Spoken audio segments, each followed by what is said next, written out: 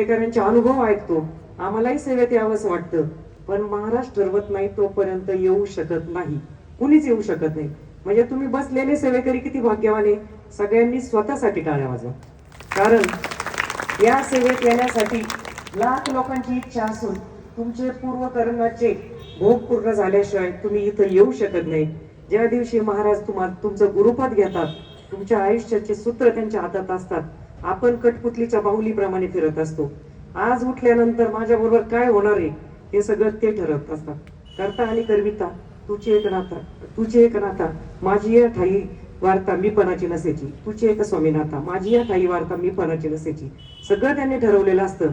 मग जे सेवेत येत नाही ते आपल्याला काय डिवचतात, तुम्ही तर खूप सेवा करता, तुम्ही तर खूप पारायण करता, मग तुमच्या बरोबर असं का झालं, तुमच्या मुलीचं लग्न का नाही जमत, तुमची सून का तुमच्या बरोबर नीट राहत नाही, तुमच्या पतीचं का नाही प्रमोशन होत.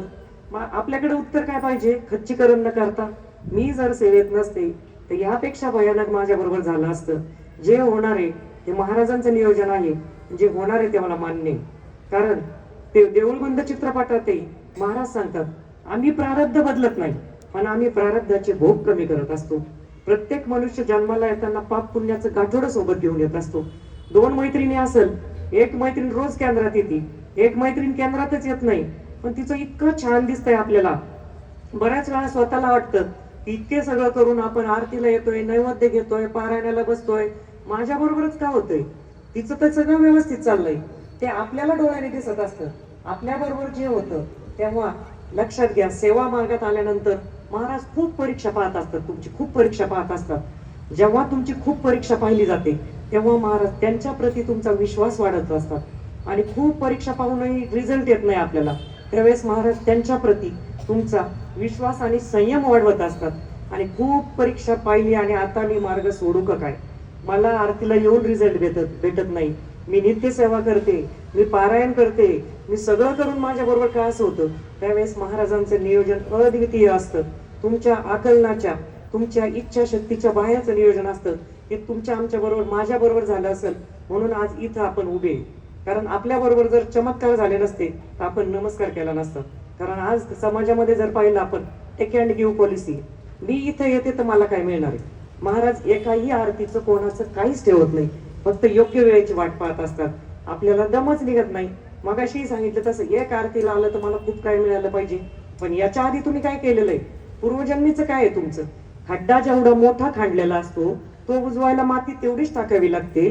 तुम्हाला सेवेची माती जोपर्यंत टाकून तुमचा खड्डा बुजवून लेवलला येत नाही तोपर्यंत कसे रिझल्ट येणार.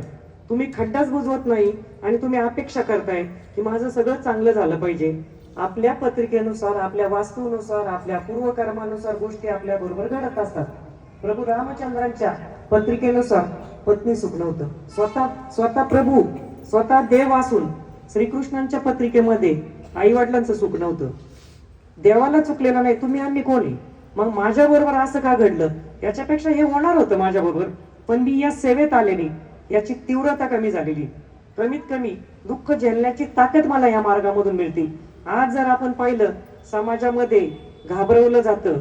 तुम्हाला कालसर्पयोग, 7.5 ज्योतिष्य, कमीत कमी 500, 1000 फीस घेतात, घाबरून देतात. ही पूजा करा, ती सेवा करा, हा याग करा, शांती करा.